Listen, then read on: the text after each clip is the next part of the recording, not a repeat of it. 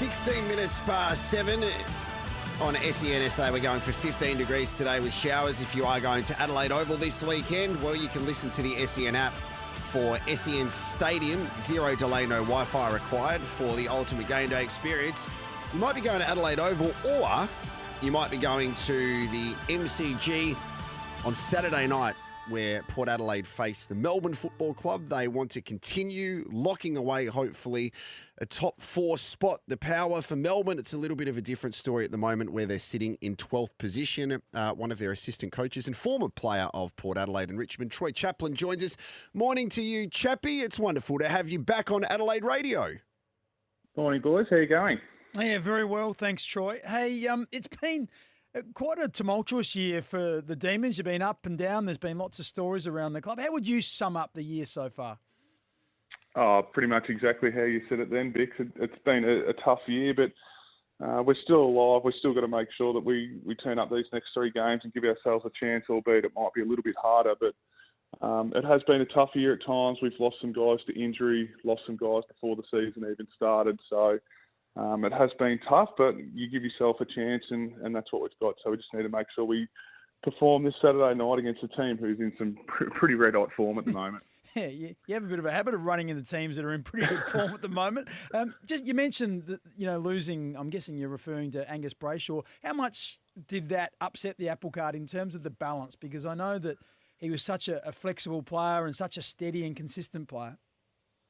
Yeah, look, it certainly did. We had a certain role that we had earmarked for him at the start of the season, and he trained in that role all throughout pre-season. So to lose him on the eve of what was our first practice match against Richmond, and Gussie's a guy who not only is a great leader and performer on field, he provides real energy in the locker room and around the facility. So all of a sudden you lose a guy who does give a lot of energy and provides some fun around the place, and it sort of took a bit of a toll on the players for a little bit of period there. So we had to shuffle the decks a little bit, and we've sort of been chasing our tail a little bit in that role in particular. And as you said, he did provide some flexibility for us. So you can't really replace those types of guys, and it has been a little bit frustrating at times, but that's just the hand we've been dealt this year, and we've been able to give some guys opportunities like Trent Rivers and Judd McVie some time in the midfield, so there's been a bit of a silver lining in there as well.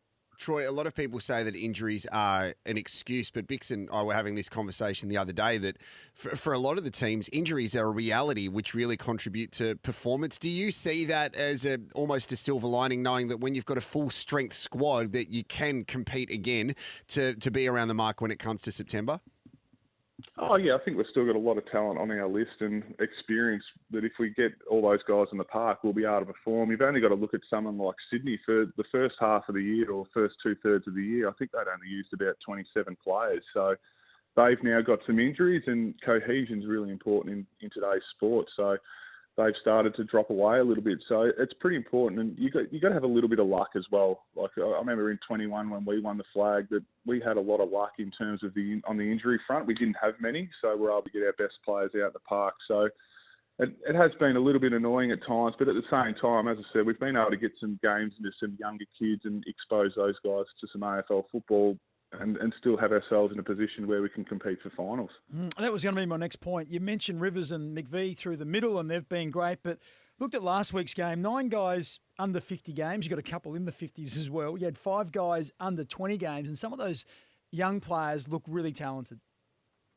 Yeah, it's sort of happened a little bit in a stealth sort of way, Bix. We've been able to play these guys but still win games of footy and get some experience, and probably our most exciting guy is probably out at the moment in Caleb Windsor. We think that what he can do in the future is go through the midfield. He's got a skill set, he's got speed, high endurance, and he can win the footy. So we're excited by what he can bring. Colt Volstrop forward of the ball as well. He's had some moments as well.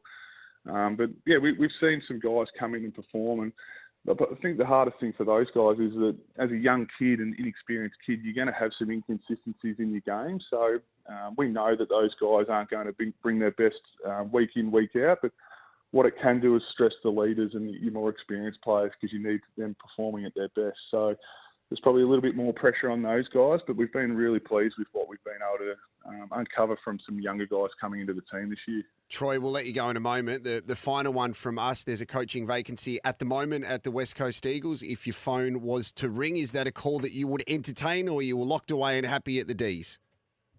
Oh, look, you'd always entertain the call. Whether I haven't really thought about it too much, Walshy, from a family point of view or those types of things. So, look, if they rang, you'd certainly speak about it, speak to them about it. But at the same time, as I said, my focus has been really on Melbourne. I'm really enjoying my time here and my role at the footy club and working with the younger guys coming through. So it's not a flat no. But as I said, I haven't really given it too much thought at the moment. It's one of those things that if they do ring, I'll have a chat to them. But I'm not really going to push it that hard either. Well, most importantly, we're glad that you picked up the phone when we called this morning. So, Troy Chaplin, thank you very much for joining us on SEN SA.